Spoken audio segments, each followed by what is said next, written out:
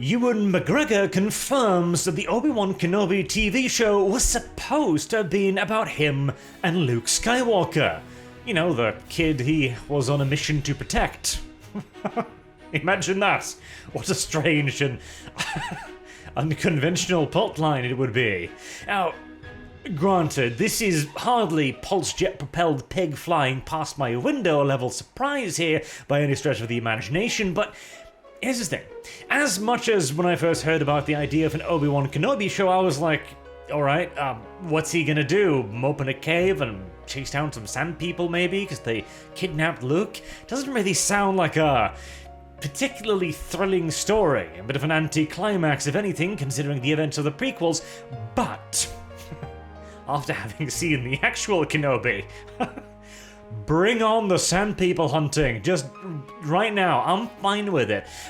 Ben, Obi-Wan Kenobi, scouring the dunes of Tatooine looking for Luke, as maybe Luke does some clever shit like leaving behind some clues or something, that eventually he finds the raiders, frees Luke, but now the local Imperial garrison is like, this is weird, the sand people have been cut in two by a lightsaber. I wonder what could have happened here. And then they start stirring up all kinds of trouble, etc., and it would have been a much better story in all due likelihood than what we got. And, of course, it confirms that, well, the original plans were clearly scrapped, and that might be one of the reasons, at least, to blame for why Kenobi was such a god-awful mess of a TV show. I mean, it actually got worse from episode to episode. Almost like the writer was testing to see if he could get away with stupider and stupid shit. Like, oh my god. The scene that perhaps took the piss the most was when Lola, the tiny little flying robot, opens a vent using magic. Because she doesn't have arms, she doesn't have a manipulator tool, she doesn't have a magnet, she's got no way of opening and closing the vent, and it is such a relatively minor thing. In any other bigger, better movie, you'd look at that and go like, ha, silly director, you forgot that one. But in Kenobi, it's the middle finger that triumphs at the top of the dog turd shit pile, isn't it? But anyway, so Kenobi was originally being developed as a film trilogy following the Jedi protecting a young Luke Skywalker from Tusken Raiders on Tatooine. After Solo bombed with fans and critics like... Oh god, yes. I actually watched Solo. It was... It felt like 3 movies crammed into one, all of them too long at the same time. It was remarkable. The Kathleen Kennedy-led studio shelved future movies in hopes of a better solution. Along came Disney Plus, which gave the outfit a chance to tell longer stories in the form of television shows. Oh, thank God for that long... Oh, goody. More. I've never... Right. I used to be, I've always been a kind of a bookwormy kind, right? And I was asked by friends and families, reading these fat-ass books, how can you read the large book? And I was like, that's a really stupid question. It's a good book. The longer, the better. Yeah, Kenobi has finally informed me as to what the point of that complaint was. Longer is not always better. Obi-Wan was quickly announced as one of those shows initially borrowing from the discarded film heavily, while the series that were released on Disney Plus focused on Obi-Wan and his journey across the cosmos to aid a young Leia Organa. The show nearly focused on Obi-Wan and Luke entirely. The show, it didn't focus on Luke at all in the actual finished show, did it?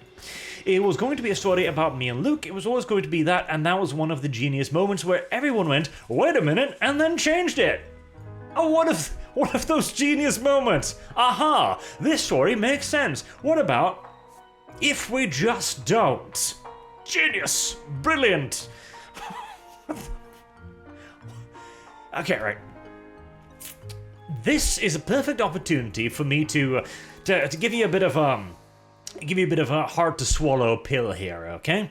Ewan McGregor did a great job as Obi-Wan Kenobi in the prequels, no doubt about it. He did a fantastic job portraying Obi-Wan Kenobi. And hey, he was probably the only halfway decent actor in the Obi-Wan Kenobi TV show as well. He clearly has a talent for this and an interest in portraying the character well. However, never forget, he is a paid actor.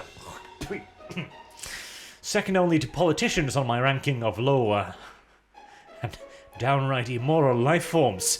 Alright, I'm exaggerating a pinch here, but again, he is a paid actor paid by Disney, a corporation that will fire your ass for tweets if it goes against the agenda. Never think otherwise than that Obi-Wan, Ewan McGregor here, has a list of pre-approved talking points. He knows exactly what he is and is not allowed to say. You should view him the exact same way as the dude who puts on a Darth Vader costume in the theme parks and has play fights with children. They are on the exact same level as far as trustworthiness concerning their employer. He's paid to say this, and you should keep that in mind. That's the beautiful thing about how passionate Disney, Lucasfilm, all of us are, who are involved with it from the beginning is. We truly, really hard... English. We try really hard to not let anything off the bad just to protect your experience of seeing it for the first time. Syntaxed. He added, I think it's really cool that Disney and Lucasfilm care so much for the fan experience. Alright, referencing back to yesterday's video where I explained, like, these companies cannot physically create good Star Wars. They are incapable of it on an emotional level, on a fundamental psychological level. They simply can't, because they don't understand what is good about it. They don't. Again, my analogy, fly fishing. You could tell me everything that's good about fly fishing, I would not understand a goddamn word of it. All I would see is some tard in the middle of a river freezing his balls off, and that's it. Same for Disney and any other mega corporation when they are doing a geekdom entity like this. They don't understand, which is why they can say something like this. Really cool that Disney and Lucasfilm care so much for the fan experience, and you know what? Disney exec believes this. They genuinely do. It's not always malice or necessary ignorance. It is simply a lack of understanding and an incapacity to do so. When Disney says that they give a shit, they believe it. Yeah, we know better, but they believe it. It's the same again with the Rings of Power. Going like, one of the showrunners was recently feeling insulted about how a journalist had said that the Rings of Power TV series was only loosely based on Tolkien. Which it is. Hell, if loosely based is vague enough of a term for that absolute murder of Tolkien's entity. And they were insulted like, hold on there, like, we really are taking inspiration from Tolkien, we really are trying. And I kinda believe them. Like, in their minds, they probably are trying. They're looking at it and going like, okay, well, Galadriel's a strong female character, right? So obviously, we're going to put her in armor and have her sword fight trolls and climb glaciers. Because that is their sole singular understanding of a powerful female character. It is literally the strong female character archetype. It is the only way they can conceptualize this character. And they think they're doing the right thing because they don't know any better. They're amoeba swimming in a pond trying to conceive of the universe. They really want you to have 100% experience for the first time you see it, and if you've read that and that leaked and this came out, it's just a bit of a shame, isn't it? It's like looking at your Christmas present before Christmas Day, probably referring to the whole bait and switch with Leia, of course, which I don't think a single person liked Leia. Like, just... And not Leia as the full-on character, but child Leia? Again, I'm sorry, I don't want to be particularly critical of a child actor, because it's a child, for God's sake. You know, but it was not a good Leia.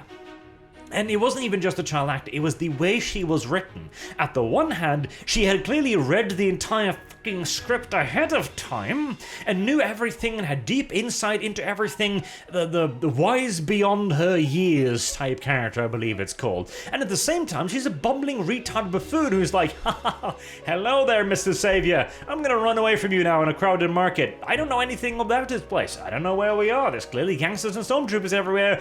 I'll flee now. Also, the child who, of course, the Princess of Alderaan who knows how to fix a jury-rigged blast gate in a rebel hideout. Just, Oh yeah.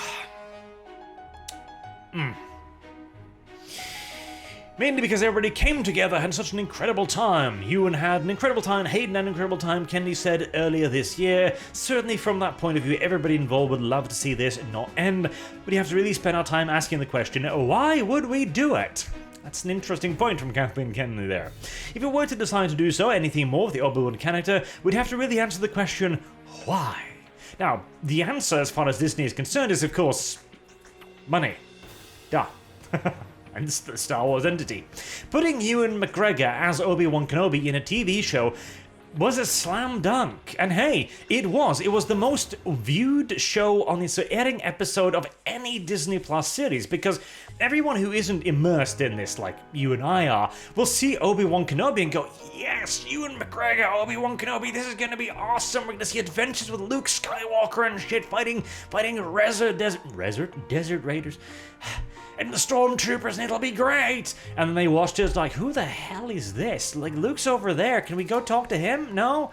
And then the numbers dropped off drastically thereafter because people realized this wasn't what they were supposed to watch. Hell, again, the very idea of doing an Obi-Wan Kenobi show doesn't really make sense because he didn't really get that involved with Luke's life. Luke knew who he was, like, old Ben and the crazy hermit, etc. So there was room for a little bit of adventures there. You could have had, Owen, he's decided to raise a herd of penis beasts, all of his own, those little things that Obi-Wan ride all over their place.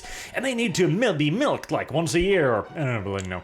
And then he needs to transport the penis beast milks to market, where he can sell it for a profit. And on the journey to the market, which conveniently is on the other side of the goddamn planet, he's ambushed by the Tusken Raiders, and Luke is captured. Owen crawls on back to the farm and goes like, Ben, Luke's been captured by the Sand People. And then Ben goes off for some adventures, you could even have some adventures on both sides. Luke trying to figure out, how do I survive this? Can I leave some clues? Can I signal where I am, etc.? And Ben picking up all of this. At least it would make a certain amount of sense, and it would be a more limited story. You should not be dragging goddamn Darth Vader into this, and you certainly should not have, 3 fights with him over the course of this series? Because again, it completely ruins the sequels, the sequel trilogy. And now, of course, they've done it. They have already ruined it, they've already undermined it, and well, screw you. Disney Star Wars now.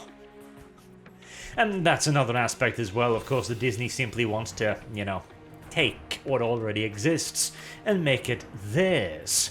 Until they eventually may remake the sequel series. It's gonna happen. You know it, I know it, everyone knows it. And hey, at least watching train wrecks in slow motion can be amusing for a short period of time. Until next time, I've been Arch, thank you all very much for watching, and remember, Ewan McGregor is a paid actor, like everybody else. Have a good day.